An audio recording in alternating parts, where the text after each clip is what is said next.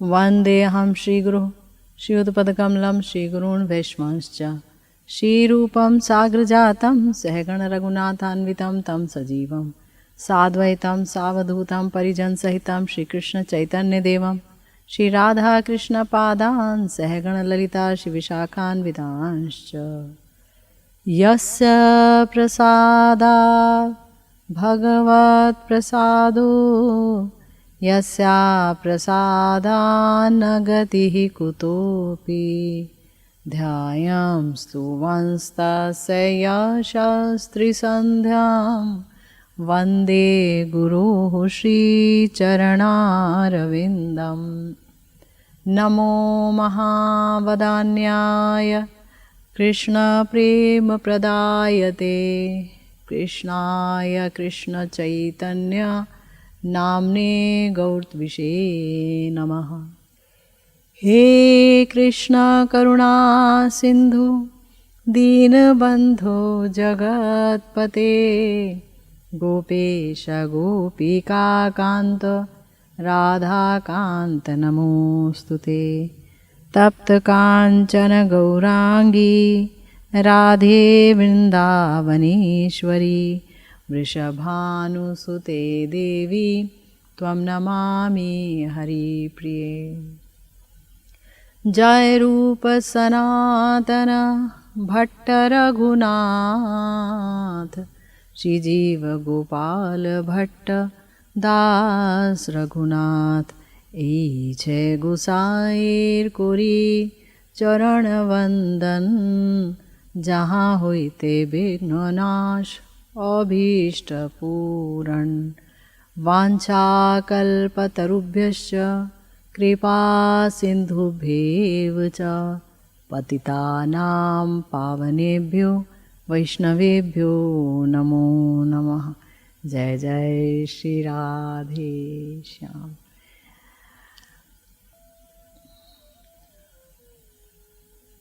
कार्तिक नियम सेवा के शुभ अवसर पर हम लोग हमारे प्यारे गुरुदेव की एक बहुत ही सुंदर कृति, उनके बहुत ही सुंदर ग्रंथ पर चर्चा कर रहे हैं। और वो ग्रंथ है तीन वांछा। आप सुनते चले आ रहे हैं गंभीरा के गौर की कथा, जहाँ पर गंभीरा में गौरांग महाप्रभु कैसे दिव्योन्माद का आस्वादन कर रहे हैं, मोहनाख्य महाभाव का आस्वादन कर रहे हैं, निज माधुर्य का आस्वादन कर रहे हैं।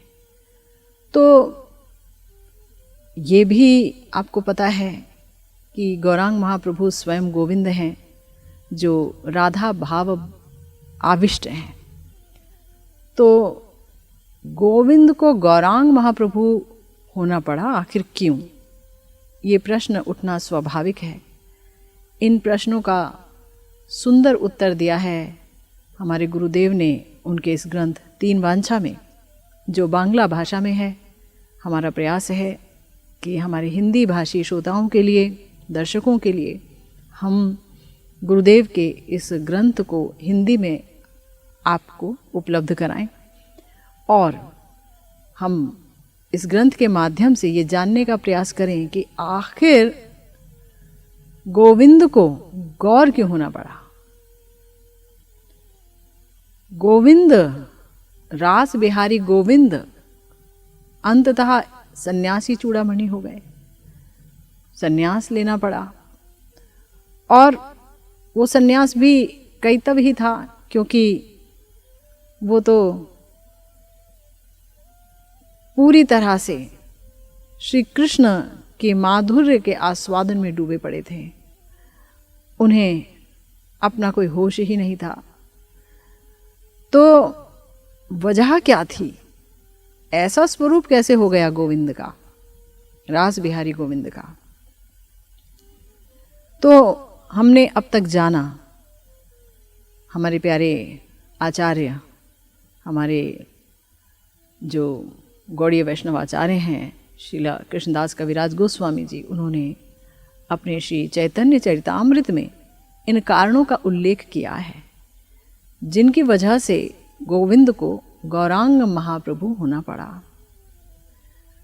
उन्हीं के ये शब्द हैं जिनका आशय लेकर के गुरुदेव ने इस ग्रंथ को प्रकाशित किया है, और हम भी उन्हीं शब्दों का आश्रय लेकर के ये जानने का प्रयास कर रहे हैं कि ब्रजेंद्र कुमार, नंद नंदन, श्याम सुंदर, श्रृंगार रसराज मूर्ति, अखिल रसामृत मूर्ति श्री कृष्ण की ऐसी कौन सी इच्छाएं थीं ब्रज में जो पूरी ही नहीं कर पाए वो, और जिनके चलते उनको नवद्वीप में प्रकट होना पड़ा श्री गौरांग महाप्रभु के रूप में।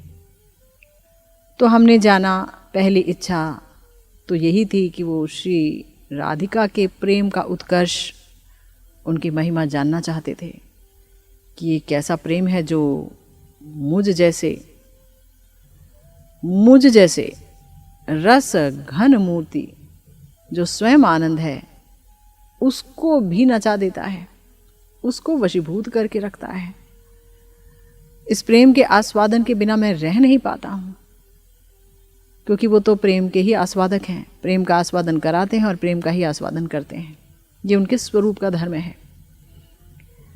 और दूसरी बात कि मादनाख्य महाभाव प्रेम द्वारा और तो और मोहनाख्य महाभाव प्रेम द्वारा भी ये मेरे माधुर्य का जो आस्वादन करते हैं, और वो भी अपूर्व रूप से आस्वादन करती हैं, और वो भी थोड़ा बहुत नहीं, मुझ जैसे विभू तत्व का माधुर्य आस्वादन वो भी पूरा का पूरा कर लेती हैं, और मैं अपने माधुर्य का आस्वादन उस तरीके से नहीं कर पाता हूँ, क्योंकि मैं तो माधुर्य का विषय तत्व हूँ।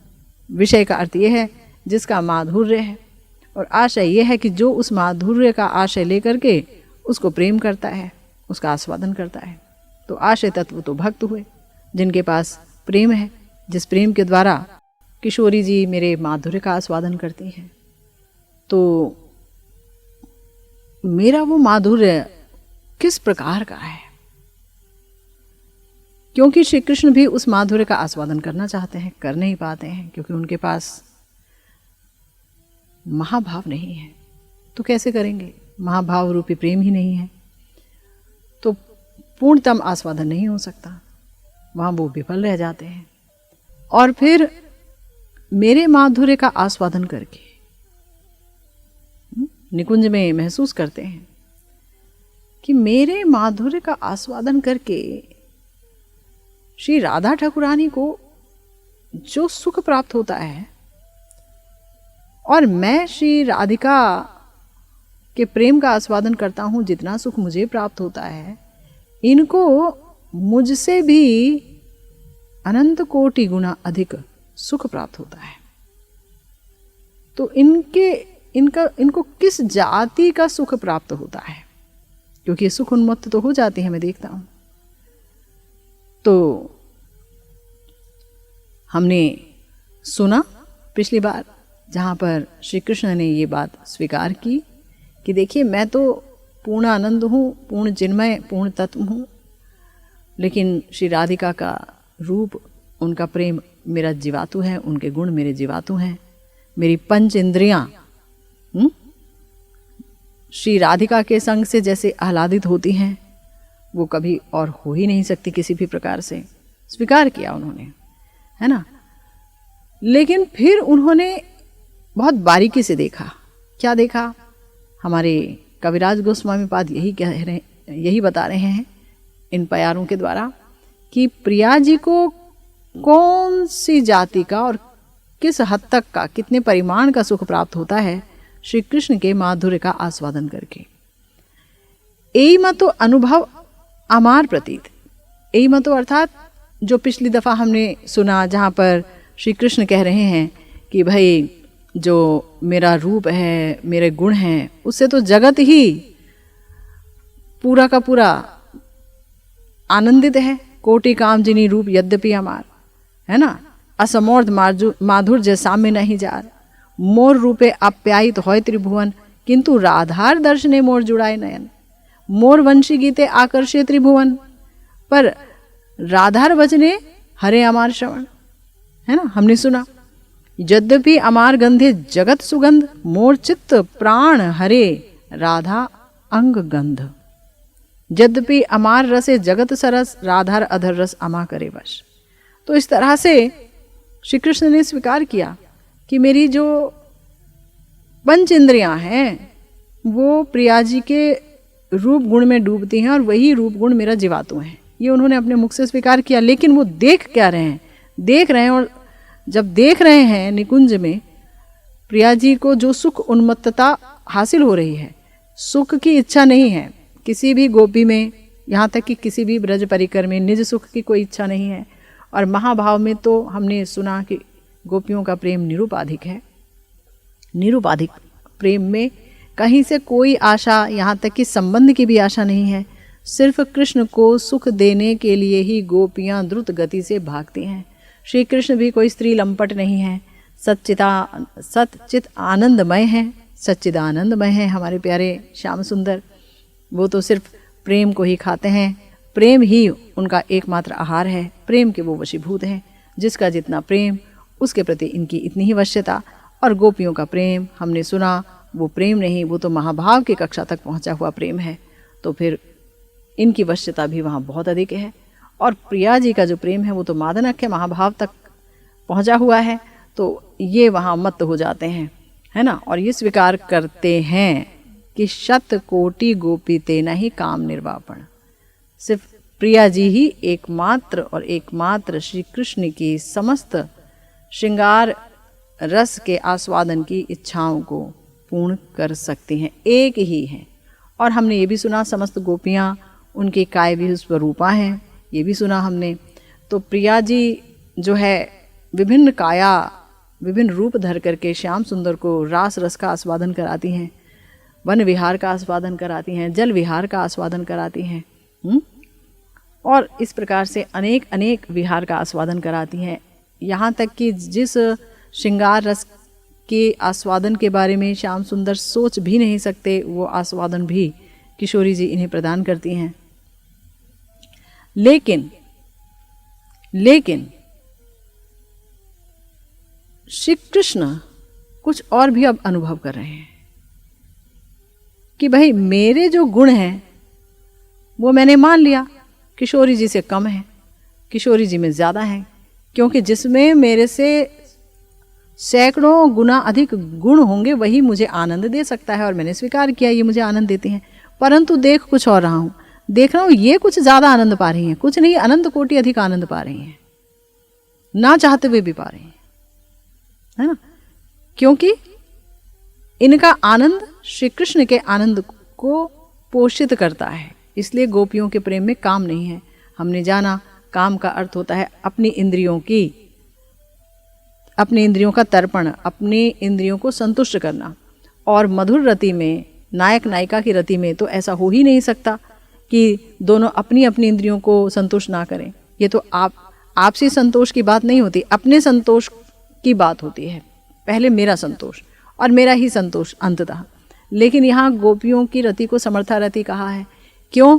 क्योंकि मधुर रति में ही ये अपनी इंद्रियों के बारे में कुछ नहीं जानती, ये सिर्फ कृष्ण इंद्रियों के बारे में जानती हैं। श्री कृष्ण को सुख पहुंचाना है, ये बहुत ध्यान से समझना होगा, नहीं तो प्राकृतिक भाव आ जाएंगे प्रिया प्रियतम के प्रेम में, है ना। और यहाँ प्राकृतिक कुछ नहीं है, यहाँ हार्ड मांस वाला शरीर नहीं है, सच्चित आनंद का बना शरीर है।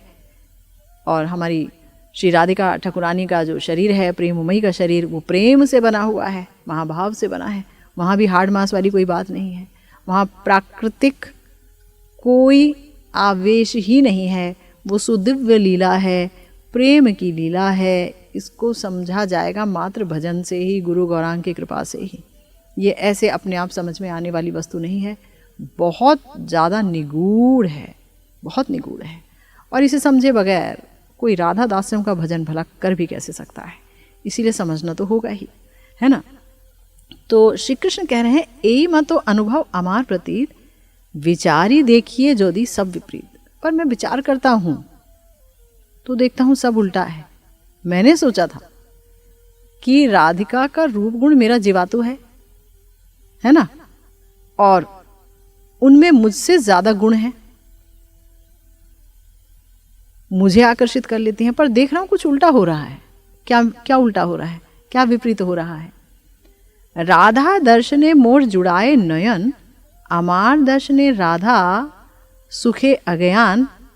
हाँ, क्या होता है कि जब मैं प्रिया जी का दर्शन करता हूं तो मेरे नयन शीतल हो जाते हैं। स्वयं आनंद, श्याम सुंदर स्वयं आनंद, रसो वैसा। उनके नयन तप्त भी हो सकते हैं, भला तापित हो सकते हैं, ये सोचना ही बड़ा मुश्किल है, किंतु तप्त होते हैं। क्यों होते हैं? क्योंकि वो मादनाख्य महाभाव से उत्थित रूप का दर्शन करके ही सुख पा सकते हैं, और किसी तरीके से कोई रूप उनको सुख नहीं दे सकता है। समझ रहे हैं? लेकिन देखते क्या है कि मेरे नयन तो शीतल हो जाते हैं, मगर मेरा दर्शन जब किशोरी जी करती हैं तो उन्हें इतना सुख मिलता है कि वो सब कुछ भूल जाती हैं। अज्ञान, श्याम सुंदर ज्ञानमय शरीर है, सच्चित आनंदमय है, ज्ञान उन्हीं से प्रकटित होता है, ज्ञान के मूल आश्रय है। लेकिन किशोरी जी को इतना सुख मिलता है श्याम सुंदर का दर्शन करके, वो सुख से सब भूल जाती हैं। फिर सुन लीजिए, यहां अपने सुख की कोई इच्छा नहीं है, परंतु सुख मिल जाए तो कुछ किया नहीं जा सकता है, मिल जाता है अनंत कोटि गुना अधिक। फिर परस्पर वेणुगीते हरिये चेतन, मोर भ्रमे तमाले रे कोरे आलिंगन, कृष्ण आलिंगन पाइनु जन्म सफले, सेई सुखे मग्न रहे वृक्ष कोरी कोले। और वेणुगीत, वेणुगीत जब सुनती हैं या कहीं वेणु का नाम ही सुन लेती हैं, आपस में सखियां बात करती हैं, श्री कृष्ण ने वेणु बजाई, वेणु शब्द को सुनते ही वो जो है अचेतन हो जाती हैं। वेणु शब्द को, वेणु का नाद सुनने की तो बहुत दूर की बात है। और फिर भ्रमित होकर के तमाल वृक्ष का आलिंगन करती हैं, क्योंकि तमाल वृक्ष भी श्यामल है, और सोचती हैं मुझे कृष्ण आलिंगन मिला, ऐसे भागती हैं और मेरा जीवन सफल हो गया। अब ऐसा कृष्ण तो करते नहीं हैं कि मेरा जीवन सफल हो गया, कदम्ब के वृक्ष को लेकर के, और वो ये सोच रहे हो एकदम। होता है कहीं कहीं, लेकिन इस हद तक नहीं होता है। अनुकूल बातें जोदी पाए मोर गंध, उड़िया पड़ीते चाहे प्रेमे होइया अंध, तांबूल चर्वित जबे करे आस्वादने, आनंद समुद्रे मग्न किछुई ना जाने, अमार संगमे राधा पाए जे आनंद, शत मुखे कोही जोदी पाई नहीं पाई अंत, लीला अंते सुखे इहार जे अंग माधुरी, ताहा देखी सुखे आमे आपना पाशरी। दोहार जे समरस भरत मुनि माने, अमार ब्रजेर रस सेहो नहीं जाने, अन्योन्य संग में आमी जतो सुख पाई, ताहा हुईते राधा सुख शतो अधिकाई। तो यहां पर श्री कृष्ण ने देखा कि प्रिया जी को मुझसे भी अनंत कोटि अधिक सुख प्राप्त हो रहा है, जो मुझे उनके दर्शन से मिलता है उसे अनंत कोटि ज्यादा उनको सुख प्राप्त हो जाता है हर तरीके से। गुरुदेव कहते हैं कि श्री राधिका का रूप, स्पर्श आदि पंच गुण श्री कृष्ण के पंच इंद्रियों को अतिशय सुख देता है, ये हमने सुना। लेकिन श्री कृष्ण के पंच गुणों से श्री राधिका के चक्षु आदि पंच इंद्रिय शत गुना, सैकड़ों गुना अधिक सुख प्राप्त करते हैं। और जब श्री राधिका का ये सुख अतिशय देखते हैं कि इतना अधिक सुख, तो वो प्रलुब्ध हो जाते हैं, और इसीलिए वो सोचते हैं कि मुझे श्री राधिका का भाव, महाभाव और उनकी अंग कांति लेकर के गौर रूप में आना होगा। यही मुख्य कारण है, क्योंकि उनके सुख अतिशय से लुब्ध हो गए, और ये देख रहे हैं कि प्रिया जी को मेरे माधुर्य को देख करके ही अनंत कोटि अधिक सुख मिल रहा है, जितना कि मुझे मादन रस के विग्रह को देख करके जितना मुझे सुख मिल रहा है, उससे ज़्यादा इनको मिल रहा है मुझे देख करके। ये वो अनुभव कर रहे हैं। कि बहुत अधिक सुख मिल रहा है और इसीलिए बहुत ज़्यादा लोभ में आ गए हैं। मुझे ये सुख चाहिए,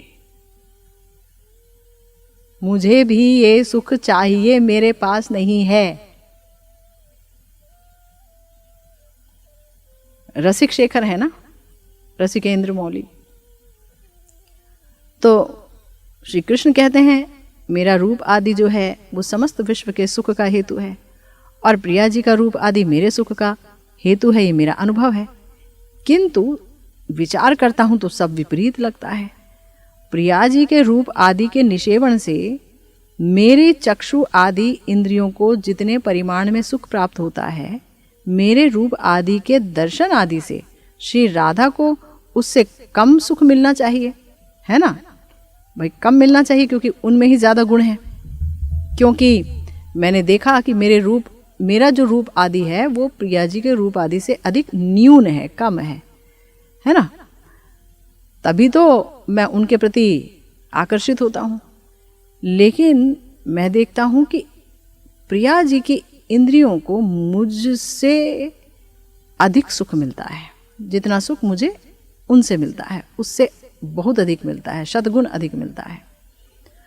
तो गुरुदेव इसी चीज़ को यहाँ पर एक्सप्लेन कर रहे हैं, वर्णन कर रहे हैं, कह रहे हैं कि श्री राधा के दर्शन से मेरे नयन शीतल हो जाते हैं, पर मेरे दर्शन के सुख आतिशय से किशोरी जी आनंद से मूर्छित हो जाती हैं।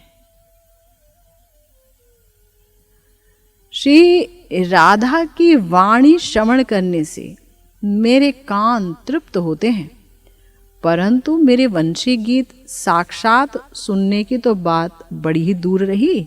वंशी गीत विषयक परस्पर आलोचना के श्रवण से ही, परस्पर किसी बात को सुनने से ही वो अपनी चेतना को खो देती हैं, अचेतन हो जाती हैं, उन्मादित हो जाती हैं। और उसी उन्मादना के अतिशय में, उन्मादित हुई हुई स्वरूप में ही वो जाकर तमाल वृक्ष को मेरे भ्रम में कि वो कृष्ण हैं ये सोचकर आलिंगन कर लेती हैं और सोचती हैं कि आहा, मुझे श्री कृष्ण का आलिंगन प्राप्त हुआ, मेरा जीवन धन्य हो गया।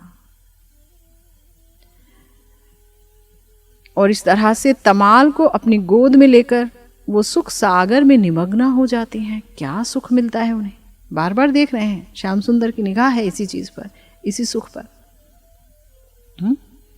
हम देखो कह रहे हैं, सुन रहे हैं, सोच रहे हैं, लेकिन कितने अभागे हैं कि इस सुख का, जो प्रिया जी को सुख मिलता है, उसका अनुभव जब श्याम सुंदर को नहीं है, वो गौर होना चाहते हैं और गौर ही राधा भाव में आविष्ट होकर के इसी सुख को प्रदान करते हैं। जब वो उस सुख को अनुभव कर लेते हैं, राधा भाव में कृष्ण सुख को अनुभव कर लेते हैं, तो युगल सुख को दे देते हैं। वो लो, प्रिया जी को क्या सुख मिलता है तुम मंजरी के रूप में जानो, कृष्ण को क्या सुख मिलता है उस सुख को भी तुम जानो। तुम दोनों सुख को जान पाओगे, तुम दोनों के रूप गुण में आह्लादित हो जाओगे उनकी सेवा पा करके। ये तो गौरांग महाप्रभु की देन है ना, राधा दास्यम। क्या कृपा है, क्या कृपा है।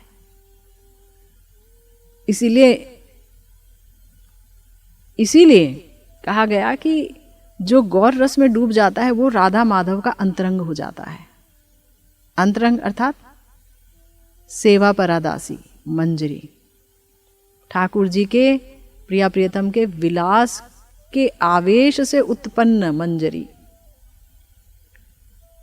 गुरु कृपा सिक्त कलेवरा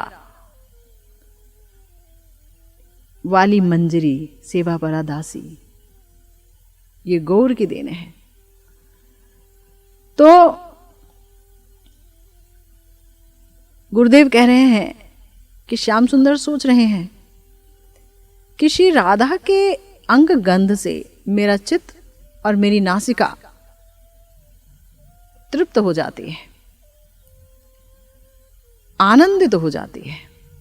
लेकिन किशोरी जी दूर से भी मेरी अंग गंध की हवा तक की, मेरे अंग गंध को ली हुई हवा अगर किशोरी जी को छू जाए तो वो बाह्य ज्ञान से शून्य हो जाती हैं और एक भृंगी की तरह उड़ करके बस वो इसी सुगंध के पीछे दौड़ने लगती हैं कि वो सोचती हैं कि मैं उड़ के वहाँ पहुँच जाऊँ जहाँ से ये सुगंध आ रही है, श्री कृष्ण की अंगगंध। तो श्री राधिका के साक्षात अधर रस से मैं वशीभूत हो जाता हूँ, लेकिन श्री राधिका मेरे द्वारा चर्वित तांबूल ही अगर आस्वादन करती हैं, तांबूल ही सखी ने लाकर दे दिया, ये लो श्री कृष्ण का चर्वित तांबूल मैं तुम्हारे लिए लेकर आई हूँ, ये सखी लो, और उन्होंने उसका आस्वादन किया, तब फिर वो अन्य रस आदि को समझने के लायक ही नहीं रहती, वो सब भूल जाते हैं। ये इनके प्रेम की अवस्था, कृष्ण माधुर्य के आस्वादन की अवस्था। तो मैं प्रिया जी के अंग के स्पर्श से, क्योंकि मादनाख्य महाभाव का अंग है, श्याम सुंदर के प्रेम के आस्वादन की समस्त वासनाओं को पूर्ण करता है। अनंत कोटि भक्तों का प्रेम, अनंत कोटि भगवत स्वरूप की कांताओं का प्रेम, सब प्रेम की जो लक्ष्मी हैं, अधिष्ठात्री देवी हैं, वो श्री राधिका है। एक के अंदर ही सब कुछ है। तो ऐसे अंग के स्पर्श से, जो प्रेम का बना हुआ अंग है, कृष्ण प्रेम का बना हुआ अंग, उससे कृष्ण सुशीतल हो जाते हैं। उनके प्रेम आस्वादन की ज्वाला जो है वो निर्वापित हो जाती है, शांत हो जाती है। लेकिन देखते हैं कि किशोरी जी मेरे अंग स्पर्श से जिस प्रकार के सुख का आस्वादन करती हैं, उस आनंद दर्शन को देखकर, मैं उस आनंद दर्शन को पाकर अचंभित रह जाता हूं। मैं आत्मविस्मृत हो जाता हूं इनके आनंद दर्शन को देखकर। निकुंज में आनंद दर्शन करते हैं। किशोरी जी ने जो जातीय सुख प्राप्त किया श्री कृष्ण मिलन में, याद रखना, सुख प्राप्ति की इच्छा नहीं है। कृष्ण ही इस, मुझे जो सुख मिल रहा है उससे भी कृष्ण ही सुखी रहें, मुझे जो सुख मिल रहा है उससे भी कृष्ण ही सुखी रहें, बस यही इच्छा है, उन्हीं को सुख दे दूंगी। तथापि अनंत कोटि गुना अधिक सुख प्राप्त करती हैं। तो श्री कृष्ण की अपेक्षा प्रिया जी का प्रेम अधिक है, ये जानना होगा।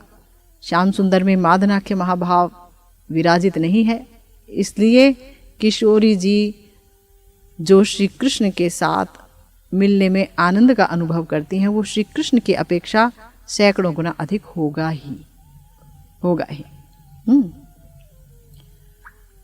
तो और उसमें भी प्रिया जी के पास जो मोहनाख्य महाभाव है, मादनादि महाभाव है, उसमें इतनी अनंत वैचित्र्य है कि श्याम सुंदर के माधुर्य का आस्वादन प्रिया जी अनंत वैचित्र्य पूर्ण ढंग से ही करती हैं। तो इसीलिए श्याम सुंदर बहुत ही ज्यादा लोभी हो गए हैं, उन्हें भी आस्वादन चाहिए,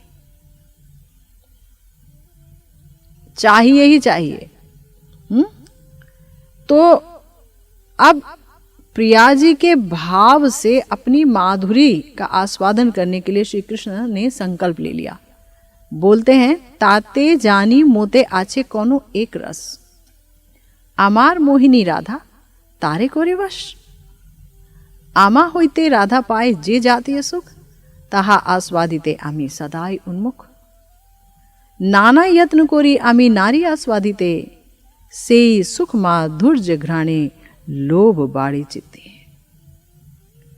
अब श्याम सुंदर ने समझ लिया, इनको जो सुख मिल रहा है मुझसे, मुझे इनके दर्शन से तो बहुत सुख मिल रहा है, मैंने कह दिया, पर मैं देख रहा हूं मुझसे भी ज्यादा इन्हें अनंत कोटि गुना अधिक सुख मिलता है मेरे दर्शन से। मेरे दिए हुए तांबूल के चर्वण से, मेरे से मिलने के बाद जो इनका आनंद है मैं देखता हूँ ये तो अनंत गुना अधिक है, तो सब पर नजर है। तो मैं समझ गया मुझ में कोई एक विशेष रस है, ये मैंने निष्कर्ष निकाल लिया। जो कि मेरी मोहिनी है राधिका, मुझे मोहित कर देती है, उनको मोहित कर रहा है वो रस जो मुझ में है। एक विशेष रस है मुझ में, मैं समझ गया। ये रस क्या है मुझे नहीं पता चल रहा है, ये उन्होंने प्राप्त किया है अपने प्रेम के द्वारा।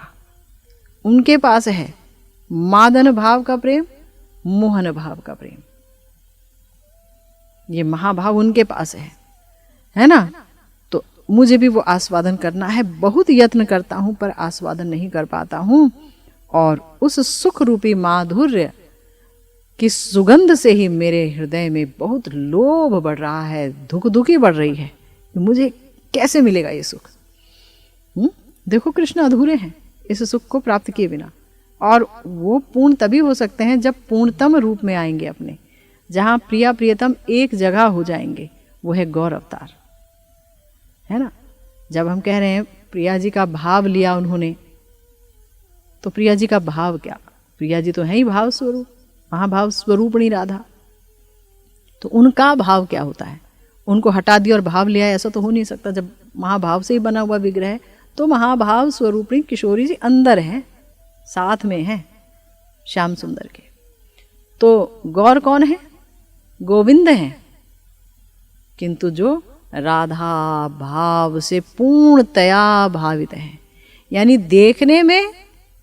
देखने में पुरुष और भीतर है प्रकृति, भीतर से प्रकृति है। देखने में पुरुष है, भीतर से प्रकृति है गौर। तो राधिकार भाव कांति अंगीकार बिने से तीन सुख कभू नहीं आस्वादने। श्याम सुंदर ने सोच लिया भाई एक ही तरीका है, ये जो आस्वादन कर रही हैं इनके जो प्रेम की महिमा है, ये जो मेरे माधुर्य अमृत का पूर्ण आस्वादन करती हैं, और पता नहीं कैसा है मेरा माधुर्य, इनके प्रेम के द्वारा आस्वादित माधुर्य सब मुझे आस्वादन करना है। लेकिन तरीका क्या है, तरीका एक ही है, मैं राधिका का भाव और उनके अंग कांति ले लूं। राधा भाव अंगी कोरी धरी तारवण, तीन सुख आस्वादिते होब अवतीर्ण। श्री राधिका के भाव को अंगीकार करके और उनके बाहर की जो कांति है, उनका जो वर्ण है, उनका जो रंग है, हेम गौरी, उस वर्ण को अंगीकार करके मैं तीन सुखों के आस्वादन के लिए अवतीर्ण होऊंगा। सर्वभावे कोइलो कृष्ण एई तो निश्चय, हैनो काले आई लो युग अवतार समय। कलयुग की प्रथम संध्या आ गई, युग अवतार का समय आ गया। कि युग अवतार का कार्य क्या है कलयुग में, वो नाम प्रचार करते हैं। सेई काले श्री अद्वैत कौरेन आराधन। उसी समय अद्वैताचार्य जी ने शालिग्राम जी पर गंगा जल और तुलसी देकर के आराधना की कि भाई अब मैं कलयुग के जीवों की जो दशा देख रहा हूं वो तो बड़ी भयंकर हो गई है।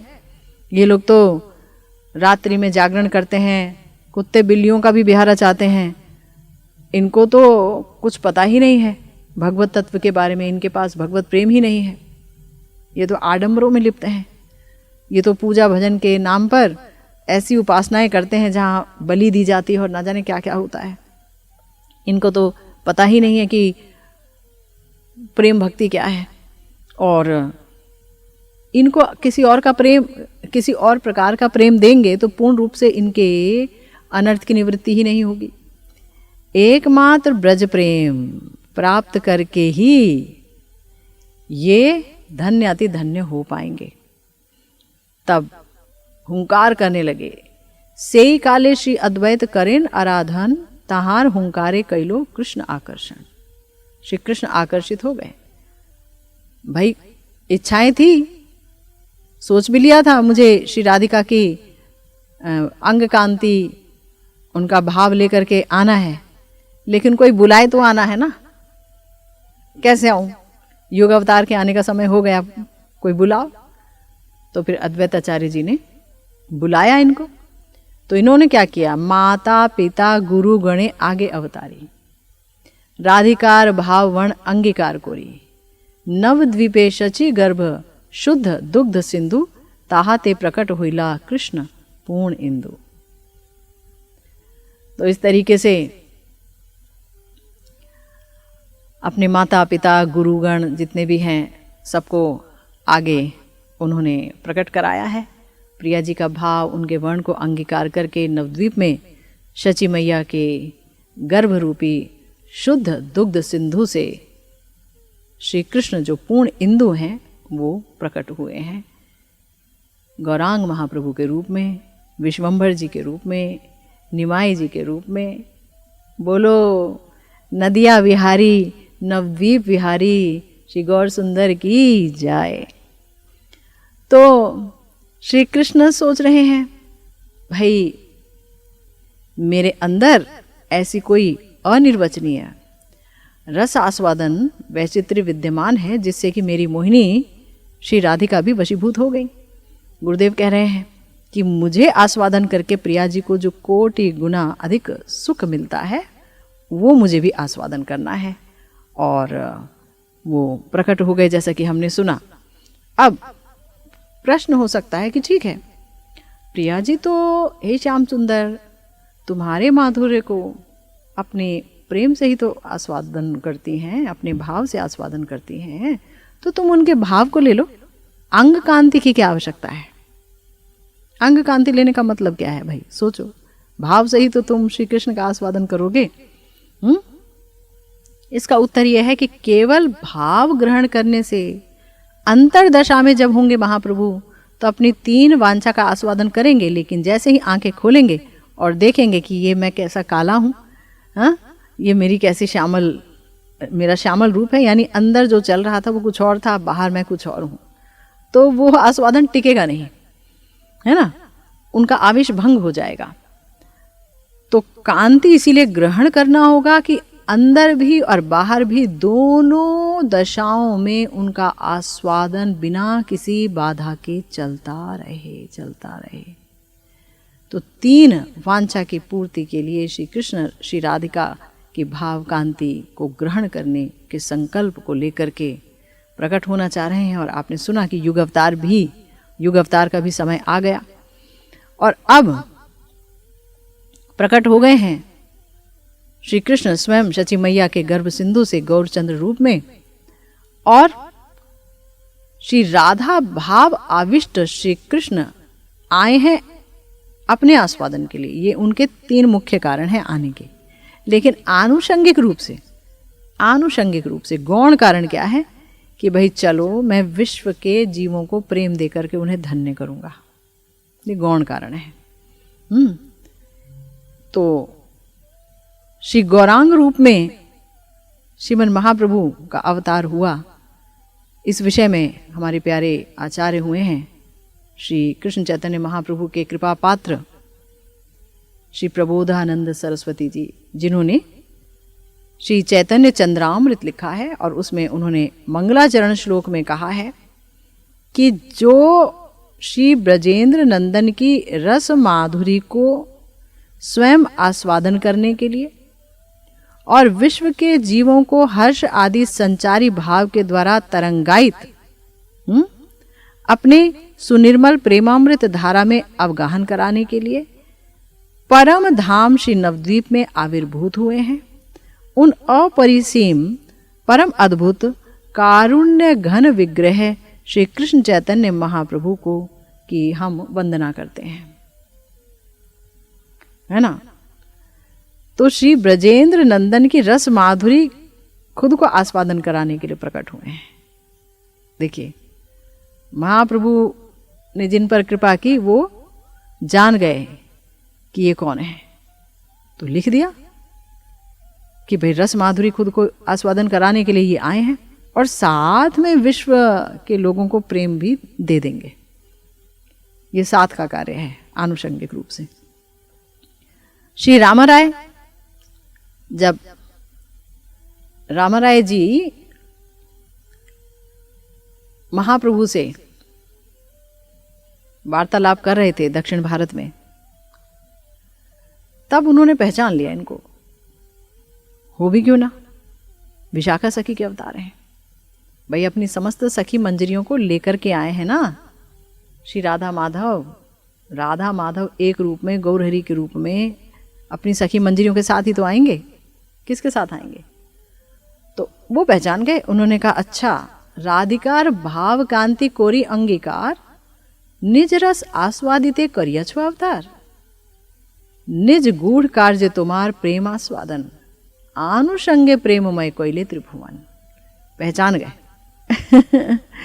कि तुम श्री राधिका के भाव और उनके अंग कांति को अंगीकार करके अपने रस का आस्वादन करने के लिए आए हो ना। मैं पहचान रहा हूं तुमको। और तुम्हारा जो अपना गूढ़ कार्य है वो है अपने प्रेम का रस आस्वादन करना।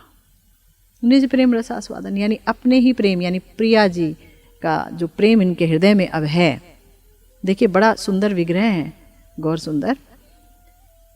प्रिया प्रियतम का निबिड़ मिलन हो रहा है, और उस मिलन में जब उपाधि रहित मिलन होता है इनका, तो ना सो रमण ना हम रमणी, उस भाव में ये मिलन है और वहीं से प्रकटित है गौर सुंदर। प्रिया जी श्याम सुंदर में समा गई हैं और उनकी अंग कांति परिवर्तित हो गई है और दोनों एक होकर के प्रकट हुए हैं। ठीक है, तो जब मिलन होता है प्रिया प्रियतम का, तो वहां होता है मादनाख्य महाभाव। तो यहाँ मादनाख्य महाभाव में नित्य मिलन का खेल चल रहा है गौर सुंदर के श्री विग्रह में, उनके तन में। लेकिन रो रहे हैं, हा कृष्ण तुम कहाँ हो, हा कृष्ण तुम कहाँ हो। मातुर विरह का आस्वादन करते हुए रोते हैं। आपने गंभीरा के गौर में सुना है, बार बार रो रहे हैं, हा कृष्ण तुम कहाँ हो, कहाँ जाऊं, कहाँ पाऊं, कहाँ जाकर तुम्हें पाऊं। कितना कितना आक्षेप कर रहे हैं। निरंतर मिलन में अमिलन का खेल चल रहा है। बहुत ही विचित्र बात है। मादनाख्य महाभाव में कभी भी मोहनाख्य महाभाव एक साथ कैसे प्रकट हो सकता है? मोहनाख्य महाभाव तो विरह में पैदा होता है, विरह में प्रकट होता है। लेकिन यहां पर अचरज की बात है, निरंतर मिलन है प्रिया प्रियतम का गौर रूप में, निबिड़ मिलन। अब ब्रजलीला में तो राधा जी अलग हैं, श्याम सुंदर अलग हैं, लेकिन गौर लीला में तो दोनों एक साथ हैं। लेकिन विचित्र बात है कि फिर भी मोहनाख्य महाभाव का आस्वादन हो रहा है निबिड़ मिलन में भी। हा कृष्ण तुम कहाँ हो। गंभीरा के गौर में हम आस्वादन कर रहे हैं। कभी मत भूलिए इस तत्व को। निकुंज का वैभव विलास स्वरूप है श्री गौर सुंदर, लेकिन तड़प रहे हैं मातुर विरह में। दिव्योन्माद।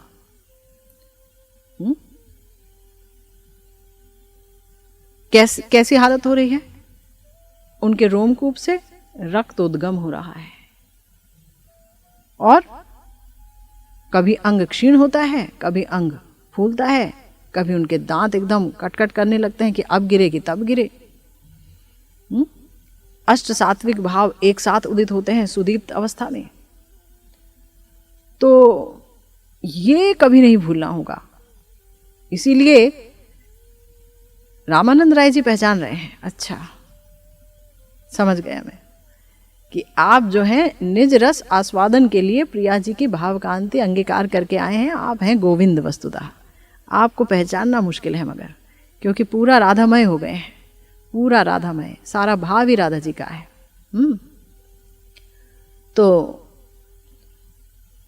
अनंत माधुर्यमय श्रृंगार रस मूर्ति श्री कृष्ण और महाभाव की मूर्ति श्री राधा, ये रसराज और महाभाव के मिलन में जो अपूर्व अपरूप मधुमय रसमय मूर्ति प्रकटित हुई है, उसकी तुलना और कहीं नहीं, सच में कहीं नहीं हो सकती ना। यही तो परिपूर्णतम अवतार है, यही तो ठाकुर जी हैं, स्वयं भगवान यही तो है भाई। प्रिया प्रियतम हमेशा से साथ रहते हैं, लेकिन प्रिया प्रियतम जब एक हो जाते हैं, उससे बड़ा अवतार भला कौन हो सकता है?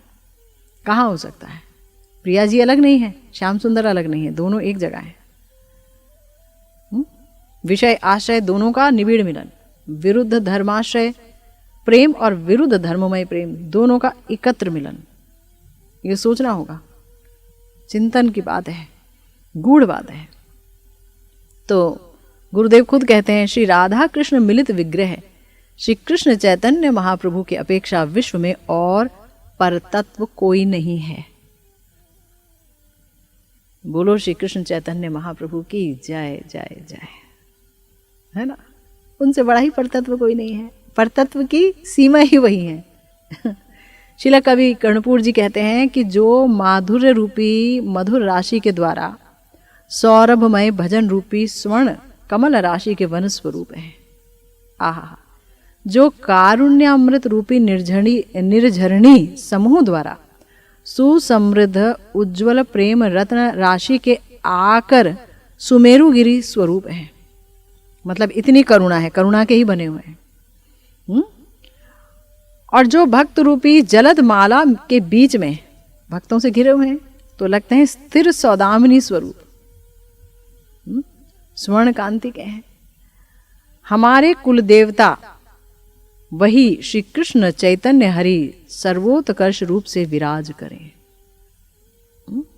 और श्री प्रबोधानंद सरस्वती पाद कहते हैं, जो सौंदर्य में कोटि काम की अपेक्षा परम सुंदर है, कोटि कोटि काम की अपेक्षा, जो समस्त जीवों को आनंद दान करने में कोटि कोटि चंद्र की अपेक्षा परमानंददायक है। समस्त जीवों को आनंद देते हैं कि नहीं देते हैं? प्रेमानंद देते हैं। पात्र अपात्र को पात्र कुछ नहीं देखते हैं, मंजरी भाव दे देते हैं। सबका स्वरूप जागृत हो जाता है उनको देख करके। हरे कृष्ण महामंत्र श्री कृष्ण चैतन्य महाप्रभु के मुख से जब उद्गीर्ण होता है, उनके मुंह से निकलता है, तो किसके मुंह से निकलता है? राधा कृष्ण दोनों एक साथ एक स्वरूप में आकर के कह रहे हैं महामंत्र। तो वो युगल प्रेम प्राप्त करा देता है, निकुंज लीला के दर्शन करा देता है महामंत्र। ऐसे हमारे गौर सुंदर का अवदान है ये हरि नाम, ये हरे कृष्ण महामंत्र।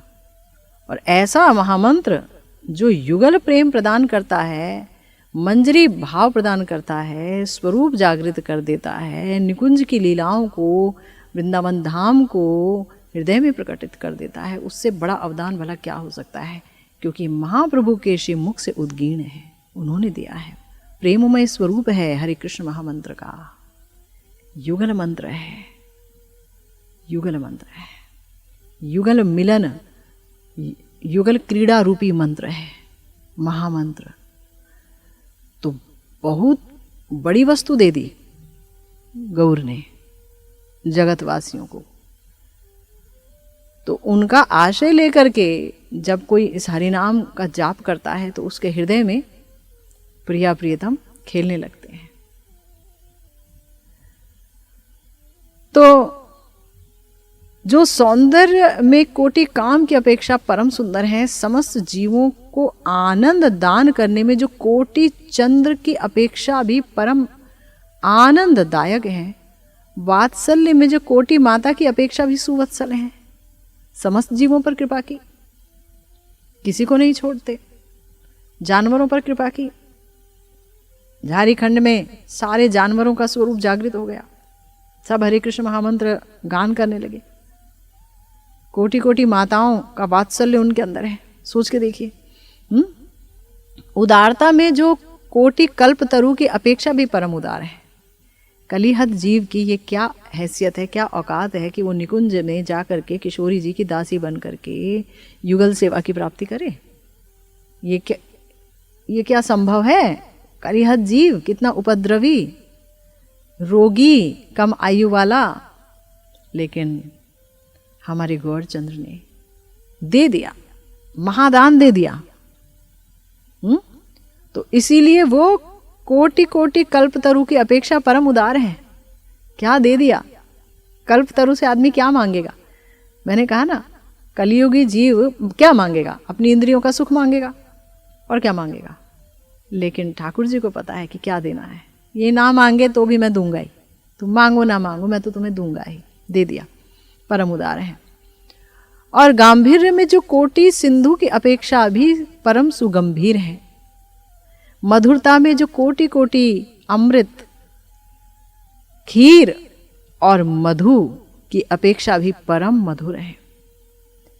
प्रेम रस के विषय में जिन्होंने कोटि कोटि चमत्कारिता प्रदर्शित की है, ऐसे श्री गौरांग देव सर्वोत्कर्ष रूप में विराज करें। श्री प्रबोधानंद सरस्वती जी ने तो बहुत अच्छे से अनुभव किया है। कहाँ वो मायावादी सन्यासी थे, जहां वो ब्रह्म में विलय होना ही, उनमें विलीन हो जाना ही उनके जीवन का लक्ष्य था, निराकार ब्रह्म की उपासना। और वहां पर वो राधा दासत्व को प्राप्त कर लिए उनकी कृपा से, महाप्रभु की कृपा से। ब्रज में आके भजन किया, श्री राधा रसोधा निधि जैसे ग्रंथों का प्रणयन किया, श्री वृंदावन महिमामृतम जैसे ग्रंथों का प्रणयन किया, सरस्वती, है ना। तो ऐसे गौरचंद्र प्रकट हुए हैं नवद्वीप में, और परम उदार स्वरूप हैं वो। उनके बारे में गुरुदेव और भी बहुत कुछ लिख रहे हैं। उनके रूप लावण्य के बारे में कुछ एक पदावलियों को भी वो ले रहे हैं, जिस पर चर्चा करेंगे हम, श्रीमन महाप्रभु ने चाहा तो। आज के लिए ये भागवती कथा यहीं पे विश्राम लेती है। जय जय श्री राधे श्याम, श्री गुरु निताई गौर सीतानाथ प्रेमानंदे, हरि हरि बोल।